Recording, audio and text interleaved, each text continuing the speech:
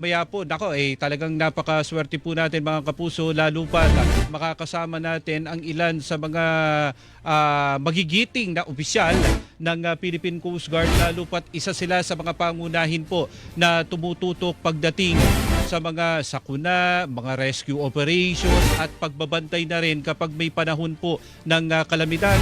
Kasi kung matatandaan nyo, itong mga panahon na pagpasok ng tag-ulan, ito na rin yung panahon na madalas nagkakaroon tayo ng bagyo, nagkakaroon tayo ng mga pagbaha, pagguho ng lupa, at yung mga kadalasan meron din na mga aksidente sa mga karagatan. Kaya nga minabuti na makasama natin maya-maya ito mga opisyal ng Philippine Coast Guard sa pangunguna po nitong siyempre si Rear Admiral Oliver Tanseco, ang Inspector General po ng Philippine Coast Guard, at gayon rin ang tagapagsalita ng Philippine Coast Guard, si Commodore Noemi Cayabyab. Makakasama po natin maya-maya at para sa mga impormasyon na yan. Ang isa sa maganda, itong mga panahon na to, talagang kailangan makita natin yung kahandaan ng ating mga babayan. At dahil kasama na natin sila ngayon, maganda siguro pabatiin na natin si Commodore Noemi Cayabyab at si Rear Admiral Oliver Tanseco ng Philippine Coast Guard. Magandang hapon po sa inyo. Pakipindot lang po yung mga kulay puti po natin dyan. Magandang hapon po. Magandang hapon po, Sir Alan, at sa mga taga-subaybay po ng iyong TKO. Sa ngalan po ng aming komandante, Admiral Ronnie Hilgaban, maraming salamat po sa pag-imbita sa inyong Philippine Coast Guard. Apo. Sir Alan, magandang hapon po at maraming salamat po sa oportunidad ngayong hapon. Thank you po. Nako, ma'am, napakinggan nyo naman yung sa introduction po natin, papasok na sir yung panahon ng tag-ulan.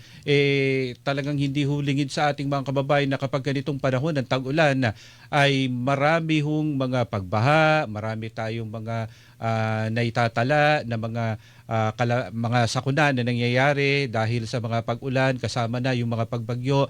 Ang Philippine Coast Guard, alam ko itong summer marami pa rin kayong ginagawa, mga pagbabantay dun sa mga ibang lugar, pero ngayon ang pagkakaalam namin, naghahanda na ang Philippine Coast Guard para sa mga itong pagpasok ng panahon ng tag-ulan. Ano yung mga ginagawa po natin, Ma'am Noemi?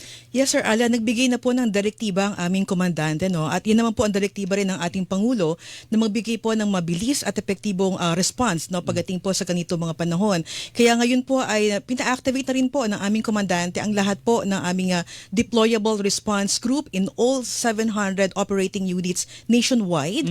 At of course, maganda rin po yung coordination natin with the local government units and other government agencies to include po yung Office of Civil Defense. And the Philippine Coast Guard really understands na pag sa ganito mga panahon, Sir Alan, at talagang ang partner po natin is yung ating mga coastal communities, yung mga fisher folks. Kaya atin rin pong pinapaigting ang pagkasagawa ng mga information dissemination campaign, particularly doon sa mga residing po within the coastal communities, yung pagdating po sa pagpapaalala kung ano po hindi dapat at hindi dapat gawin, ang pagdadala po ng mga floating devices, ang pagkuha po ng numero ng Philippine Coast Guard, at we also encourage them na magpaalam po sa mga barangays po nila para in case na magkakaroon man po ng aksidente sa gitna ng karagatan, ay madali po tayo makakapagresponde. At speaking, kapag aksidente, dito naman pumapasok ang papel ni Rear Admiral Tanseco. Sir, ito, sa ngayon, marami ba kayong iniimbestigahan? Marami ba kayong mga tinututukan na mga bagay para sa ganon? Matiyak po natin na yung lahat ng mga sasakyang pandagat po natin sumusunod sa mga panuntunan ng Philippine Coast Guard at maging na rin sa mga batas po natin. Katatapos lamang po yung ginawang investigasyon ng inyong Philippine Coast Guard sa nangyari sa isang barko po ng pangalan po MV Tricia Kirsten 3. Ito po ay lumubog sa malapit po sa katubigan ng Basilan. Marami pong namatay dyan at patuloy po investigasyon ng ating House of Representatives sa pamumuno ng Committee ng Transportation Chairman Franz Pomaren. Puwera po dyan ng Philippine Coast Guard, Sir Alan, doon kami sa prevention. Opo. Pero hindi lang po sa pang-imbisiga kung anong causal po, anong nangyari para ma-prevent po ito, kundi yung deterrence na talaga. Kaya po, maniwala kayo, walang barko sa Pilipinas na aalis ng pantalan na hindi po na-check ng inyong Coast Guard personnel. Talaga pong iikutin natin ng barko, siguraduhin po natin na yung barko ay seaworthy. Hindi lang po yung barko mismo, kundi yung mga opisyal at ang mga kagamitang saklolo, yung mga life-saving devices po are intact. Kaya nga po, yan ang inyong Philippine Coast Guard. Walang tulog. Kahit po gabi, araw, basta may paalis na barko, we have to inspect. Meron po tayong pre-departure inspection. Yan po ang commitment ng inyong Philippine Coast Guard. Oo, napakaganda ho nung binabanggit nyo na yan dahil sa mga nakalipas, isa ho sa nagiging problema natin yung overcapacity ng mga pasahero, di ho ba ma'am, no?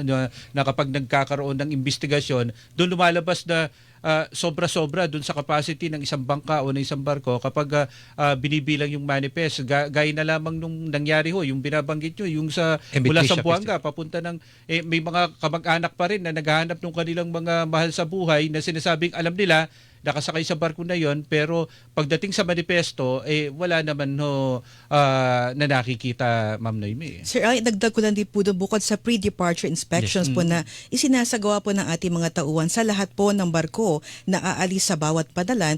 Ang Philippine Coast Guard, meron din pong programa ngayon. Ito po yung e-sumbong, electronic sumbong o yung e-tip. So naglalagay po tayo ng mga QR code sa lahat po ng pantalan, sa lahat po ng barko na kung saan yung mga pasahero ay pwede pong i-scan yung QR code na yon at pwede po nilang i-report. Halimbawa, nabanggit na posibleng sobrang pasahero sa barko, hindi maganda yung pagkakalashing ng mga sasakyan.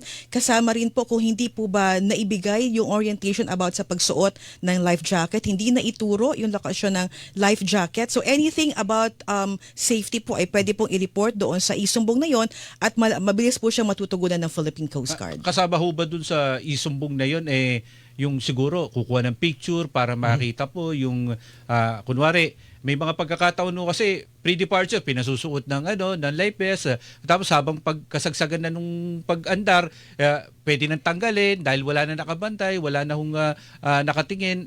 Paano ho natin Yes, Sir Alan, tama po kayo. So I always mention this, that the safety is the responsibility ng lahat po, hindi lamang po ng mga ahensya na involved, kasama rin po yung mga pasahero. So anything po na maoobserbahan ng ating mga pasahero that would compromise their safety along their voyage ay pwede pong i-report doon sa QR code na yon. At again, yun naman po ay may naka-allocate na rin po, naka-designate na mga contact numbers and contact persons sa lahat po ng station, substation, and districts nationwide, so we could fastly and easily respond on that report po, Sir Alan. Opo. Sa inyo naman, Sir Oliver, no, yung ginagawa ho natin na pag-iimbestiga, pagbabantay dito sa mga vessel, sa mga kumusta naman ho, marami ba tayo na mga investigador para matiyak na mabilis na napoproseso yung mga investigasyon at kung kailangan pa panagutin, may sampa kaagad yung kaso dun sa mga kailangan pa panagutin, Sir Oliver? Dalawang klase po ang investigasyon na ginagawa ng inyong Philippine Coast Guard. Yung isa, ito po yung administrative case po o yung side ng administrative side. Apo. Ito po ay tumitingin dun sa kapabayaan kung meron man dun sa ating mga personnel. Dito nga sa pangyayari ng MV Tricia Kirsten 3, meron tayong mga personnel na tinanggal, na-demote at na-suspend.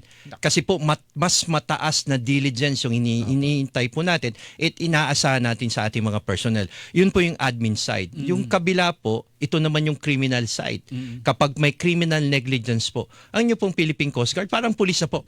We go to court, we file cases po, and we see to it na meron pong conviction dyan kung merong criminal negligence. At hindi lang po sa pangyayari ng barko, pati po mga violation ng ating special or revised penal code.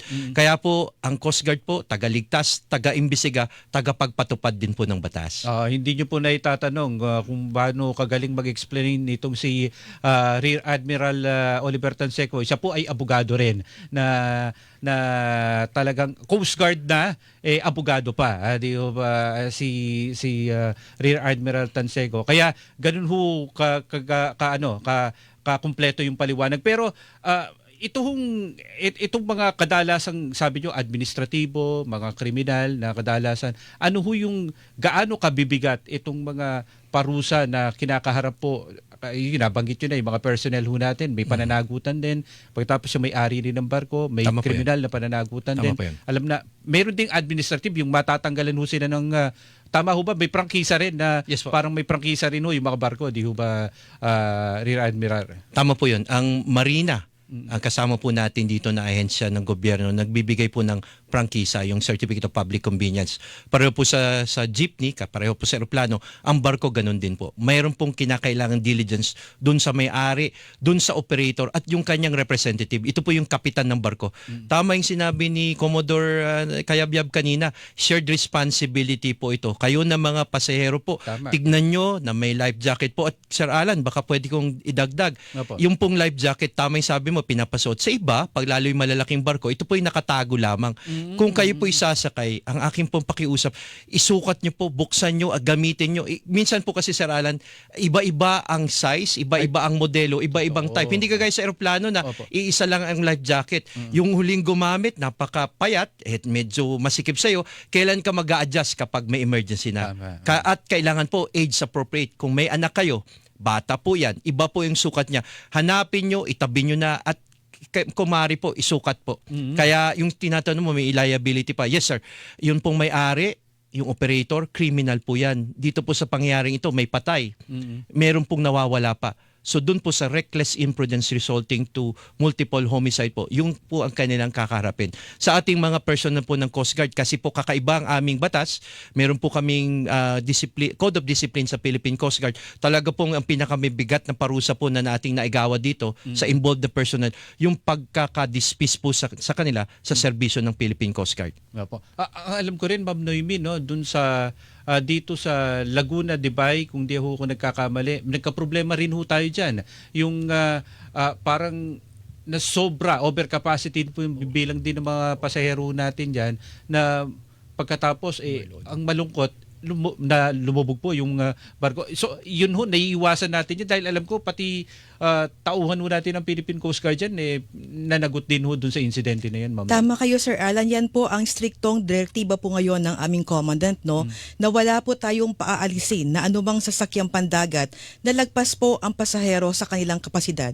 At pangalawa po dyan, yun nabanggit rin po kayo na about sa life jackets. So dapat po ay sakto lamang po or at least sobra doon sa kapasidad po or yung allowable passenger capacity po ng isang barko, isang motorbangka, yun lang po dapat ang isasakay na. Again, the passengers has also a responsibility to report that kind of situation para naman po maiwasan yung mga ganitong insidente po ulit.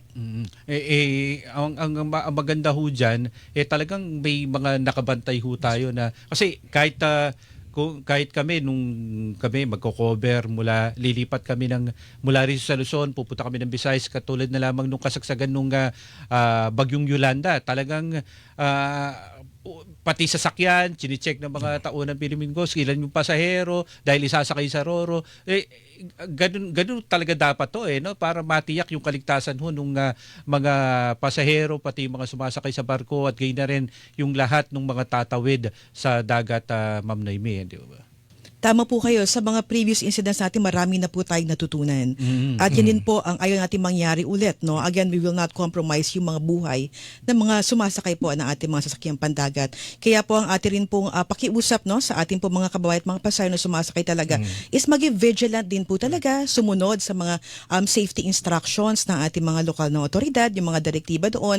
Again, itong bagong programa po, itong electronic sumbong or e-tip na ito, ay malaki po talagang way, no? Para at least maparating po sa ating kaagad. At we also reminding them po na maging vigilant din po sa mga nasa paligid po nila. Bukod doon sa mga life jackets po niyan, kasama rin po, nakikita rin po ba yan na meron mga reflectorized signage about sa exit. So kasi maganda rin po yan, no? In case na magkakaroon po ng aberya sa gitna po ng karagatan, ay alam po natin kung saan po dapat tayo pupunta. So again, we are also requesting them to be cooperative in all the instructions pagdating po sa ating paglalayag. Yes, Sir Oliver. Mukhang may gusto kayong idagdag po. Hindi, magandang sinimula ni Mang Noemi. Sabi niya, hindi lang yung exit po. Alamin niyo kung saan ang inyong life lifeboat o life raft. Kasi po ang barko may lifeboat po yan, both sides. Ang pasahero po may naka-assign siya. Kaya kung may kabina ka, kasi kaya mong bumili ng ticket po na may kabina, may nakalagay po yan kung saan kang lifeboat. So hindi lang po yung life exit, Ma'am Commodore Noemi, kung saan kayo pupunta. Kasi po pag nawala na ng kuryente po ang barko, madilim na, saka ka pa ba hahanap? Yan po, minsan papanik ka pa, minsan bababa ka pa. Yung pangalawa po doon na importante rin po, yung nabanggit mo kanina, Sir Alan, kapag kayo po sumakay ng barko, kailangan po nasa ship's manifest po talaga kayo. Ibig sabihin parang eroplano, kukunin dapat yung ID mo, pangalan, pati edad kasi kailangan po yan eh. Huwag po kayong papayag na hindi ilagay yung inyong pangalan at huwag po kayong bibili doon na lamang po sa nagbebenta yung parang scalper po ba? Opo, yes, iwasan po natin yan kasi hindi lang baka akala nila nakaka-discount sila, Sir Oliver. Siguro po kung makaka-discount pero ang importante po yung buhay nyo. Kagaya sa pangyayari po nito na nabanggit natin, marami pong wala sa manifesto. So paano po ang paghahanap sa inyo? Paano po yung bayad po ng insurance? So yun po, talaga po ang pagsakay sa barko, may responsibilidad po yung operator, yung kapitan, kayong mga pasahero po at kami pong Coast Guard. Kailangan po magtulong-tulong tayo. It's a shared responsibility. Ito, Sir Oliver, no, kumusta naman yung bilang ng mga nagsasagawa natin ng sapat ba yung bilang ng mga investigador natin under siguro ng opisina ninyo kung tama ho ako. Ang Internal Affairs Service po, kami yung investigador sa admin side, gusto po natin padagdagan pa. At kaya nga po, isang punta rin po namin sa inyo, marami dyan ng mga graduate po ng mga 4-year courses po, lalo yung mga criminology. Yung pong may mga abogado po dyan na gustong magsuot ng uniforme, magserbisyo sa bayan. Kami po ay continuous po yung recruitment po natin. We have enough personnel but as we increase our services po, kailangan namin ng dagdag na tao. May magre-retire, kailangan din po nating lumaki. So kailangan po namin ng dagdag na tao po sa Philippine Coast Guard. So mga gaano kalaki ang requirement po ng Philippine Coast Guard? Mamaya may nagtatanong na yung requirement po ng Philippine Coast Guard para dun sa panawagan ninyo na mga investigador. Kung sakali pong mapirmahan na po yung ating revision po ng ating PCG law, matagal na po yan. Ako rin po kasi ang commander ng Legislative Liaison Affairs. Yung pong aming present strength ngayon na 36,000, na sapat po 38,000, maaari po itong lumaki ng 109,000 po. Hindi naman po yan biglaan, pero ganun na lamang yung pangangailangan ng Philippine Coast Guard. Kasi maniwala ka, Sir Alan, pati po yung EDSA ngayon ang nagbabantay po ang inyong Philippine Coast Guard. Pala, tama, yung sa, sa busway natin. Sa busway, nakikita nga po natin. No? So, ibig sabihin, kayo rin yung may hawak ng parang security nung area na yon na pagbabantay ng busway, Sir Oliver. Opo, dahil isa pong departamento kami, kagaya ng LTO, LTFRB, ito po under sa DOTR, Department of Transportation. Minabuti po ng ating Pangulo at ng ating Secretary, Giovanni Lopez po, ng DOTR, na yung ating pong mga busway station sa kahabaan po ng EDSA, may mga Coast Guard personnel po tayo doon para naman po maging VIP yung ating pong mga gumagamit ng busway. Tama. Sa EDSA po, sila ang VIP natin. Ito, Ma'am Noemi, siguro tanungin ko na rin sa inyo. May mga nagtatanong, ewan ko, itong si Rick Macdon yata gustong sumali sa auxiliary. Paano daw po ba ang pagpasok sa auxiliary, Ma'am Noemi? Sir Alan, ang auxiliary is a volunteer organization under the Philippine Coast Guard. So, kung tayo po ay bukas sa ating puso, ang pagtulong po, no, katulad rin po ito ng mga functions ng Philippine Coast Guard, particularly yung pagdating sa disaster response, humanitarian assistance, and yung mga civil relations activity po natin, pwede pong pumasok ito mga voluntaryong mga individual po. So, una po nilang gagawin ay pupunta lang po sila sa pinakamalapit po na Coast Guard stations natin, mag-a-apply po sila, meron po itong mga forms na ibibigay at sasubmit, and then after po nun, they will be evaluated, and once na mag-okay na po yung mga forms na ibinigay, magkakandak po tayo ng 2 days orientation, and then yun po, pwede na po silang magsilbi po sa Philippine Coast Guard as volunteered po, again, as auxiliary. May age limit po ba rito? Wala po tayong age limit, Sir Alan, hanggang bukas po ang ating puso sa pagtulong, and also may height requirement. height requirement? Wala. Sir Alan, wala po. Pero ito po, auxiliary ay bukas rin po sa mga government agencies. No? Meron po tayong tinatawag na executive squadron and regular squadron. So ito po mga government executives po natin ay pwede pong pumasok sa auxiliary. Again, we are counting on their expertise, ito mga resources na pwede pong ibigay, lalo na pagdating sa mga humanitarian assistance po na ginagawa po ng Philippine Coast Guard. Pero ito ay parang paano ho ba to yung may mga social activity, mga parang mga ginagawa na mga tulong ng mga nakikita ko kundi tree planting or parang most on cause-oriented activity ho no? Pwera po dun sa nabanggit mo kasi from coastal cleanup, trabaho po kasi natin yan, yung environmental protection ng ating maritime environment. Isa sa mga talagang naasahan po natin sila, pag may mga insidente po na may barkong lumubog, meron pong oil spill, alam nyo, minsan yung nauunang nagre-responde, kasi sila yung may mga summer industry leaders po. Sila yung may mga yate, may mga barko. Ilan lang naman po ang ating mga barko sa Coast Guard. Although mayroon po tayong parating sa tulong ng ating Pangulo. Pero para po mas madagdagan pa, itong mga may-ari ng mga shipping lines, fishing fleet, sila po yung unang nagre-responde. So talagang, sabi nga ni Ma'am Noemi, yung kung kaya nyo po, you're able. Pero kung meron po kayong asset, meron kayong floating vessel na pwede nyo pong ipagamit sa Coast Guard in time of emergencies po. Yan ang kailangan po natin. Pusong Pilipino po. Ayun, ay maganda ho kung ganun no na sabi nga ito ay volunteer talagang walang magiging gastos yung gobyerno pero malaki ang maitutulong ng mga auxiliary po natin kasi nakita ko kung gaano ka-active yung mga may mga kakilala rin tayo na nasa gobyerno na aside sa pagiging full-time sa government positions ho nila active din ho sila sa pagiging PCG auxiliary Ma'am Noemi, Sir Oliver. Yes, tama po kayo. Lalo na halimbawa, ito mga offline biyaheng ayos, sir, na isinasagawa po natin na kung saan naglalagay po tayo ng mga tauhan sa lahat po ng pantalan no, para tumulong po sa ating mga pasahero at umalalay. So usually po, andyan po yung ating mga Philippine Coast Guard Auxiliary. And nabagit nga po ni Sir Tanseco kanina, pagdating sa mga rescue response operations po natin sa iba't ibang area po, halos ang Philippine Coast Guard Auxiliary po, ang ating po talagang kaagapay sa mga ganyang operations po. Ito, Sir Oliver, no, balikan ko lang yung sa busway. Sa busway, gaano karaming mga tauhan ho natin yung naka-assign dyan? May mga nagtatanong pag minsan, hindi ba parang mas kailangan sila doon sa mga sa ibang trabaho po ng Coast Guard, Sir Oliver? Yung sa unang tanong mo po, kulang-kulang 200 po yung nandyan na personnel po natin. Kasi hindi kagaya ng MRT, LRT, mayroon pong time na nagsasara po sila cease of operation po nila. Ang busway po natin, 24/7, 365 days po tayong naka-deploy po dyan. Sa halos lahat ng station po ng EDSA busway, nandun ang Philippine Coast Guard. Now, bakit kami nandyan? Kasi nga po, unang-una, nasa department po tayo ng transportation. May kakulangan po ng mga personnel na meron naman po kaming isyong firearms, parang pulis, may baril po tayo. Tayo ang unang nagre-responde pag may criminality po tipo na nangyari dyan. Minsan po merong mga magnanakaw, meron pong may nambabasto sa ating mga paserong kababaihan. Alam nyo, dyan makakatulog ka, ligtas ka, safe ka. Now, bakit po nandyan kami ngayon? Kasi po yung ating mga barko parating pa lamang. Tama. We are trying to build up more stations, karoon ng mas malaking mga facilities. Ito po yung training ground. Kasi po ang Coast Guard parang isang building na may 3 poste. Yung una po doon, yung safety, yung binabanggit nyo, maritime safety services po natin. Kung ang barko, overloading o hindi, seaworthiness, yun ang kanya. Pangalawa, environmental protection. Ito na po yung para maiwasan yung oil spill. Lalo yung mga tanker po na may kargang mga oil at saka mga gasolina. Yung pangatlo po, yung maritime security law enforcement. Ito po yung MARSLEC. Kami po ang may pinakamaraming K9 dogs na nagbabantay. May Sea Marshal tayo. Hindi lamang po yung safety ng mga pasahero on most vessel po, lalo na po dyan sa Laguna Lake, yung binagapit mo pong pangyayari.